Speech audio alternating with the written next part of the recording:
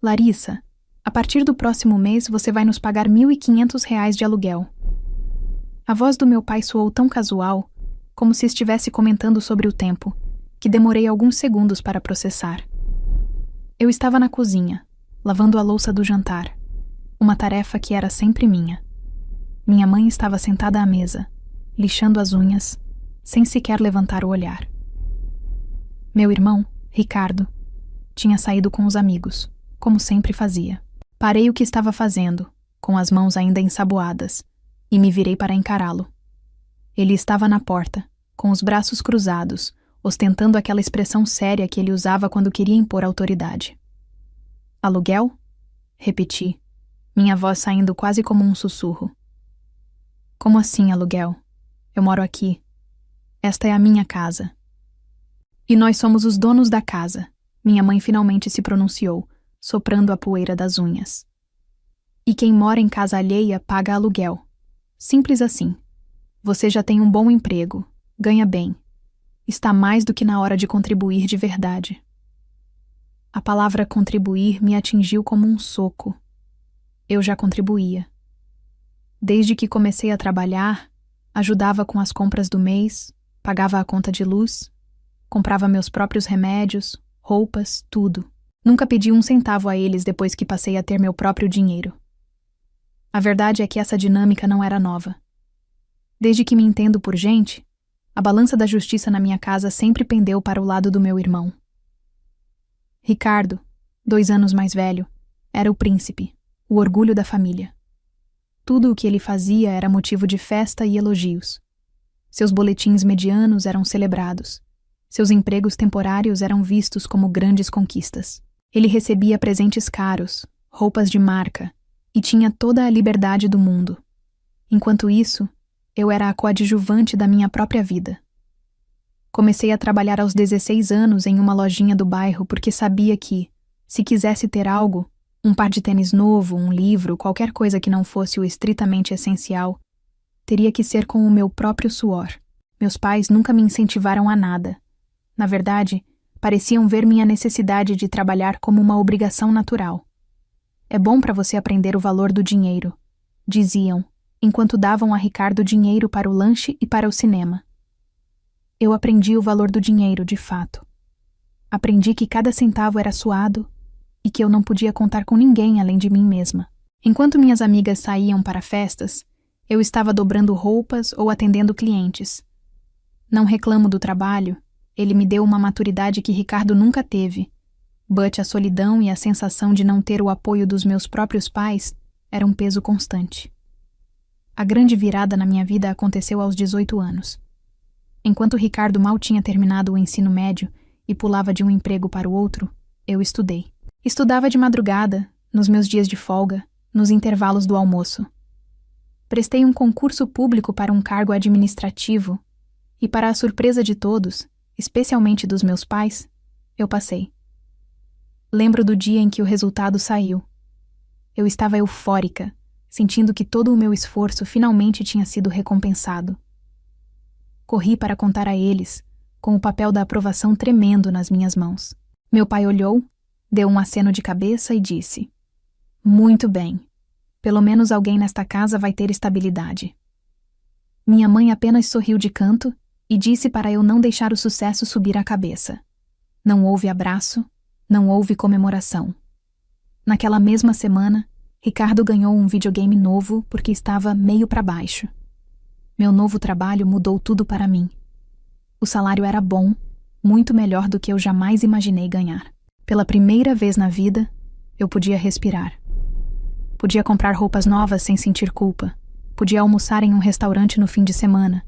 Podia até começar a sonhar em ter meu próprio carro. A sensação de segurança era indescritível.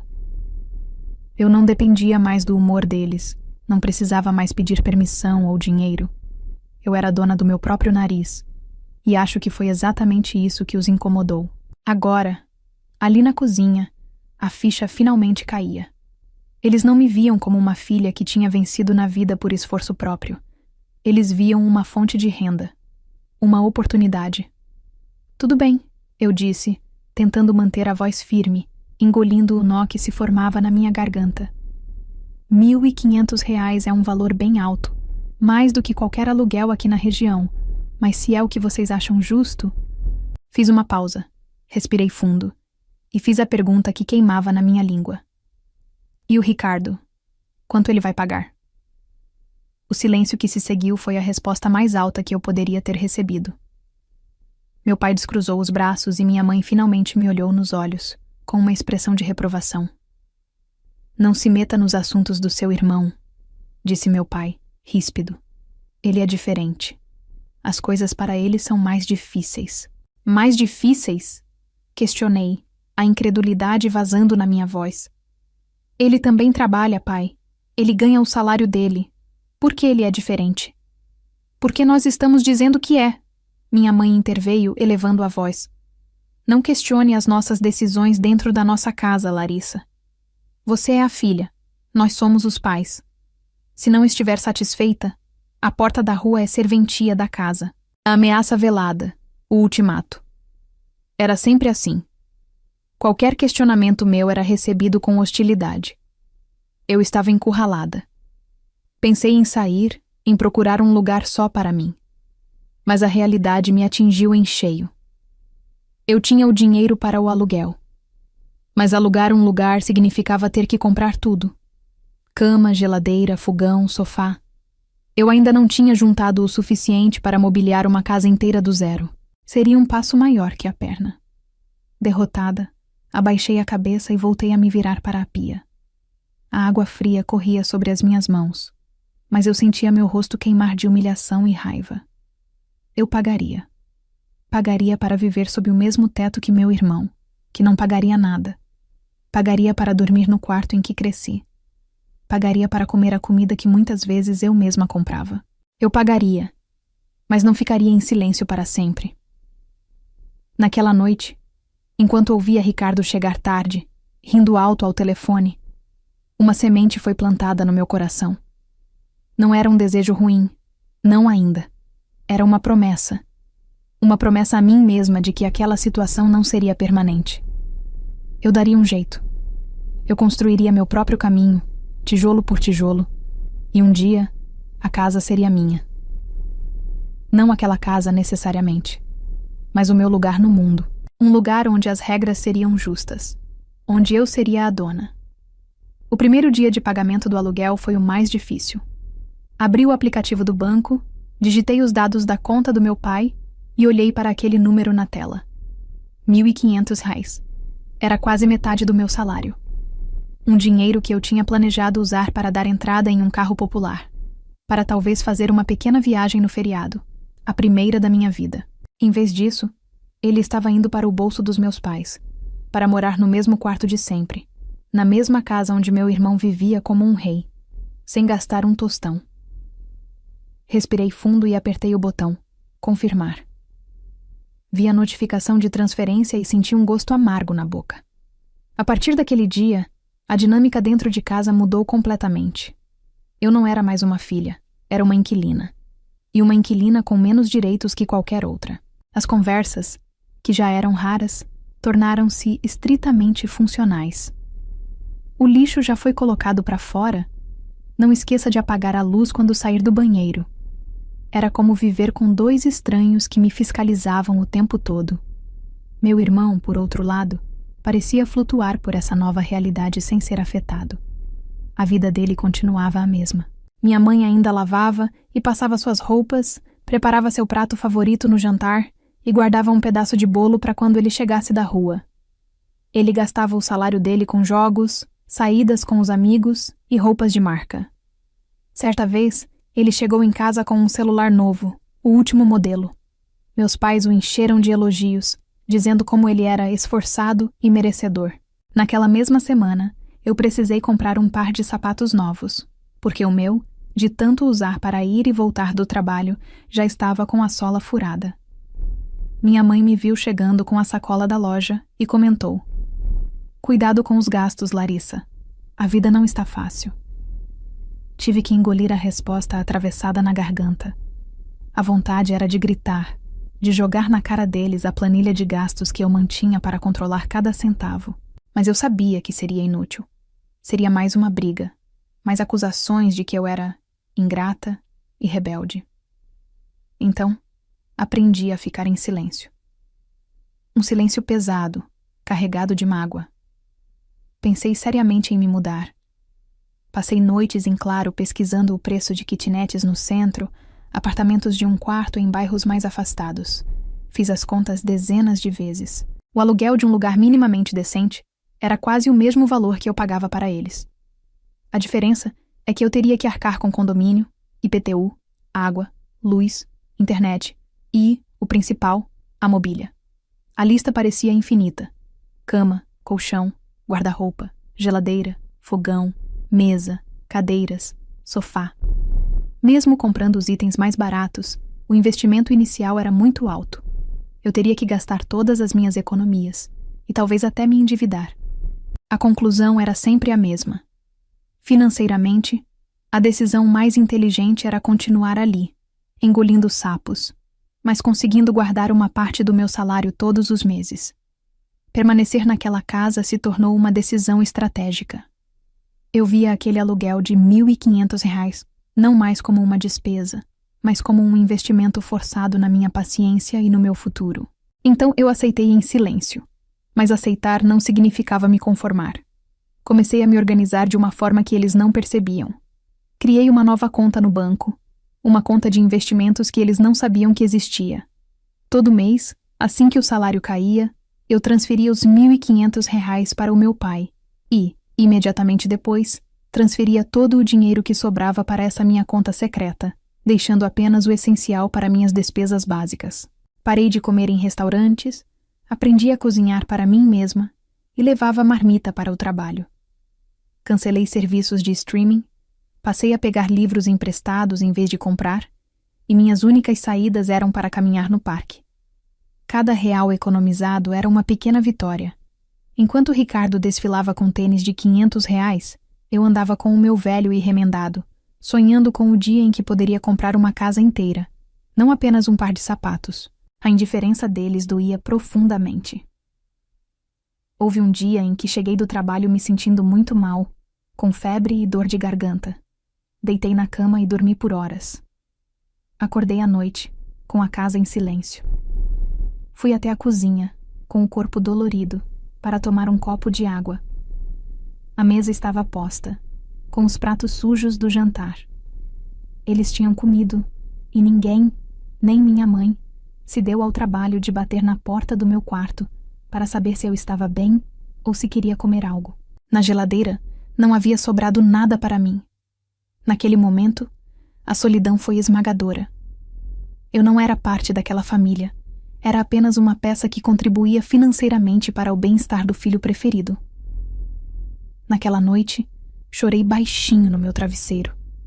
Chorei pela falta de carinho, pelo descaso, pela injustiça.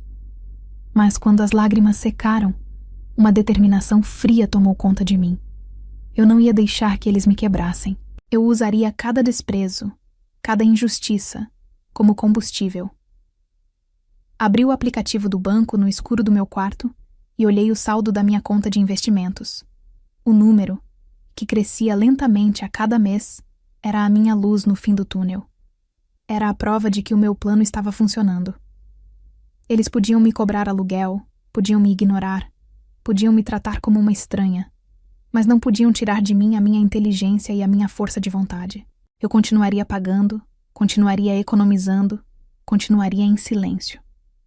Mas o jogo estava virando, e eles nem faziam ideia. Os anos seguintes se passaram numa rotina monótona e previsível. Todo dia 5, eu transferia os R$ 1.500. Todo dia 5, eu via o saldo da minha conta secreta aumentar. Eu me tornei uma expert em viver com pouco, encontrando satisfação não nas coisas que eu comprava, mas no número crescente que representava a minha futura liberdade. Dentro de casa, eu era praticamente um fantasma. Passava a maior parte do tempo no meu quarto ou no trabalho, educada, mas distante. Eu havia construído uma muralha emocional tão alta que as pequenas injustiças do dia a dia já não me atingiam com a mesma força. Eu as via apenas como mais um tijolo na construção do meu plano. A derrocada deles começou como eu sempre soube que começaria, por causa de Ricardo. Meu irmão, acostumado a ter tudo o que queria sem arcar com as consequências, decidiu que era um grande empreendedor.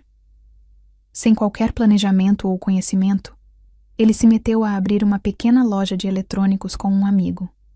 Meus pais, claro, o apoiaram incondicionalmente. Fizeram um empréstimo no banco para financiar o sonho do filho. Ricardo usou o dinheiro para alugar um ponto caro, comprar um estoque inicial e gastar o resto em coisas supérfluas para a loja. Como era de se esperar, o negócio foi um fracasso retumbante. Em menos de 6 meses, a loja faliu. O amigo pulou fora e Ricardo ficou com uma dívida gigantesca. Não era apenas o empréstimo inicial dos meus pais. Ele havia feito dívidas com fornecedores, acumulado aluguéis atrasados e usado cartões de crédito até o limite. O clima na casa, que já era pesado, tornou-se insuportável. As discussões se tornaram constantes. Eu ouvia os gritos abafados do quarto deles tarde da noite.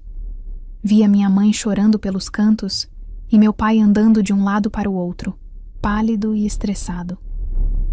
As cartas de cobrança começaram a chegar. Depois, os telefonemas. Ricardo, o centro de toda a crise, agia como se nada fosse com ele. Passava o dia trancado no quarto jogando videogame, dizendo que estava pensando em uma nova estratégia. Eu observava tudo de camarote. Não sentia alegria ao vê-lo sofrer, mas sim uma espécie de confirmação sombria. Era o resultado inevitável de anos tratando um filho como um deus e a outra como uma caixa eletrônico. Eles haviam criado o próprio monstro que agora os devorava. A situação chegou ao limite em uma noite de terça-feira. Eu estava no meu quarto quando ouvi uma batida na porta. Era meu pai. Ele parecia 10 anos mais velho. Larissa, podemos conversar?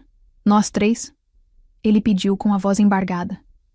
Fui para a sala. Minha mãe estava no sofá, com o rosto inchado de tanto chorar. Ricardo não estava presente, o que não era surpresa. Sua mãe e eu, nós não sabemos mais o que fazer. Meu pai começou sem rodeios.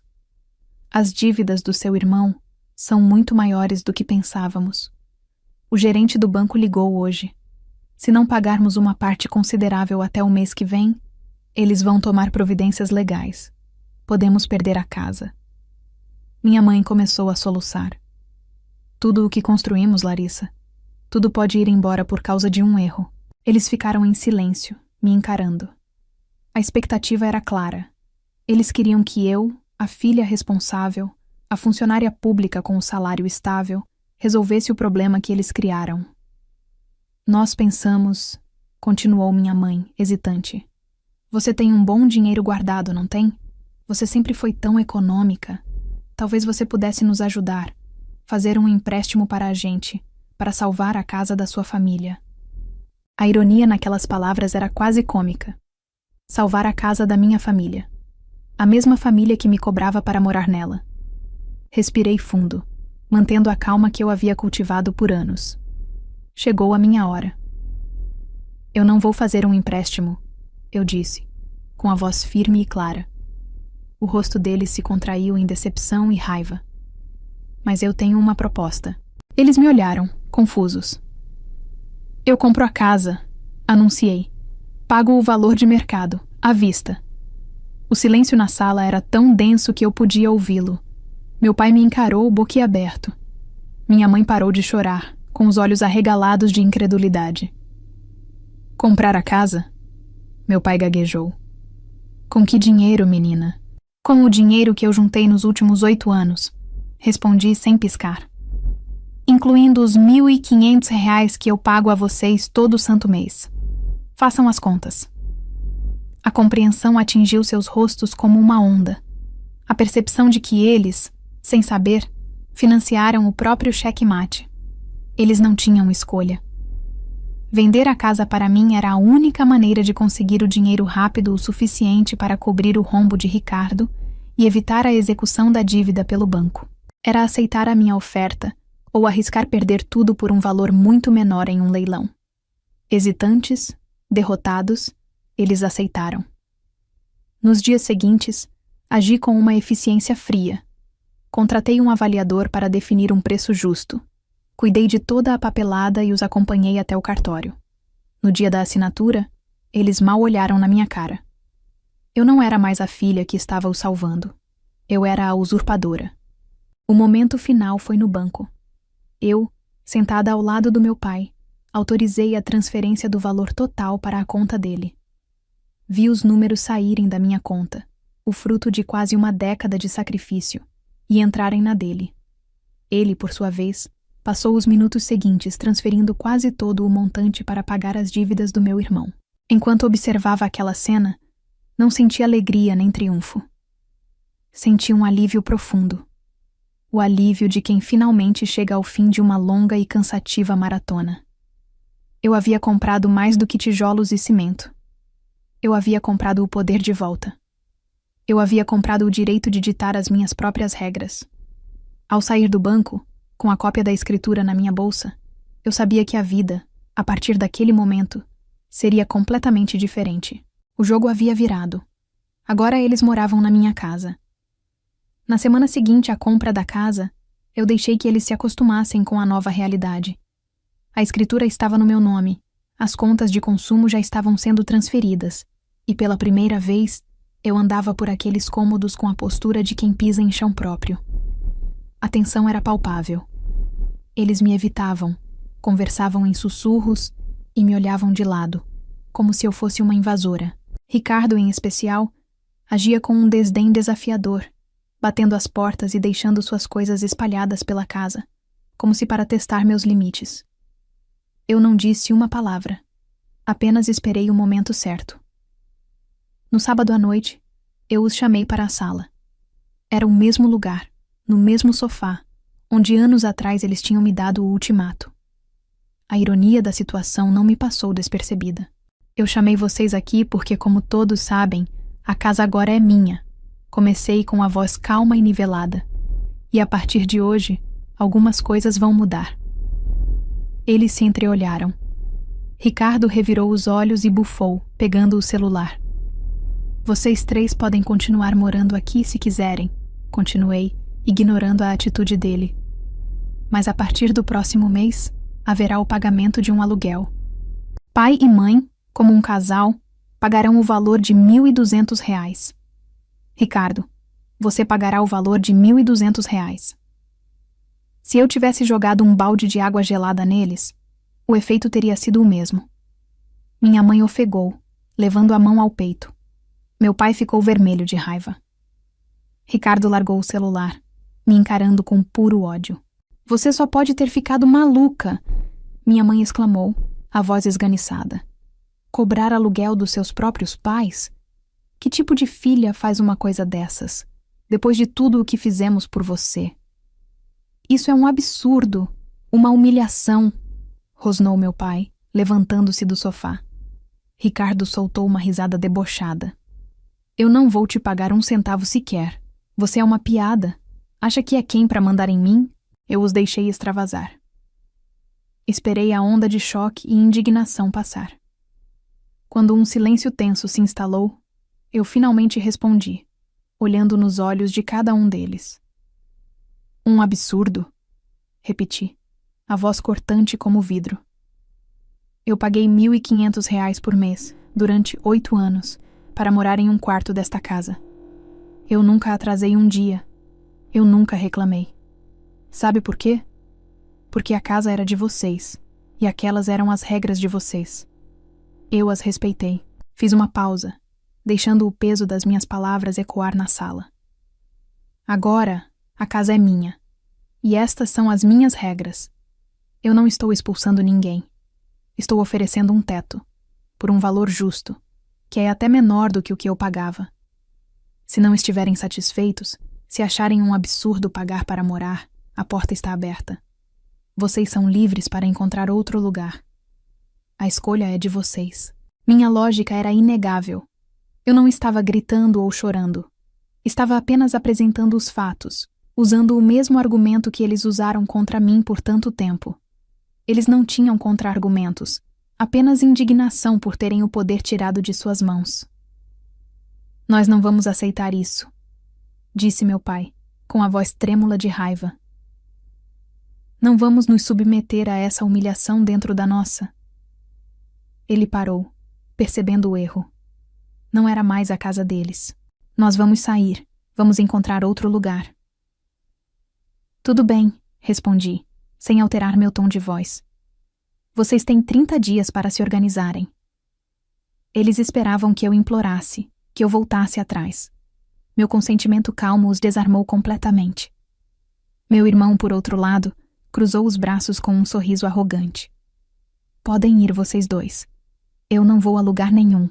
E não vou pagar nada. Quero ver você me tirar daqui. Eu apenas o encarei. Tudo bem, Ricardo. A escolha também é sua. Meus pais, fiéis à sua palavra, passaram as semanas seguintes empacotando suas coisas em silêncio. Alugaram um pequeno apartamento em um bairro mais distante. No dia da mudança, não houve despedida. Apenas olhares ressentidos. Eu os ajudei a carregar a última caixa até o carro e disse: se precisarem de algo, sabem onde me encontrar.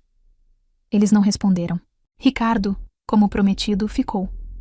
Ele agia como o novo rei da casa, ocupando os espaços vazios, fazendo mais bagunça, testando minha paciência. No dia do vencimento do primeiro aluguel, eu o notifiquei formalmente por escrito. Ele leu o papel, rasgou-o na minha frente e riu. Ele não me conhecia mais. A menina que aceitava tudo em silêncio havia morrido há muito tempo. No dia seguinte, eu entrei com uma ação de despejo por falta de pagamento. Ele riu quando eu contei. Achou que era blefe. Um mês depois, ele não estava mais rindo. Um oficial de justiça bateu à nossa porta, acompanhado por 2 policiais. Eu apresentei os documentos da casa e o processo legal. O oficial explicou a Ricardo, de forma educada, mas irredutível, que ele tinha 1 hora para recolher seus pertences pessoais e desocupar o imóvel. A arrogância dele se desfez, dando lugar ao pânico e à humilhação. Ele gritou, me xingou, disse que eu ia me arrepender.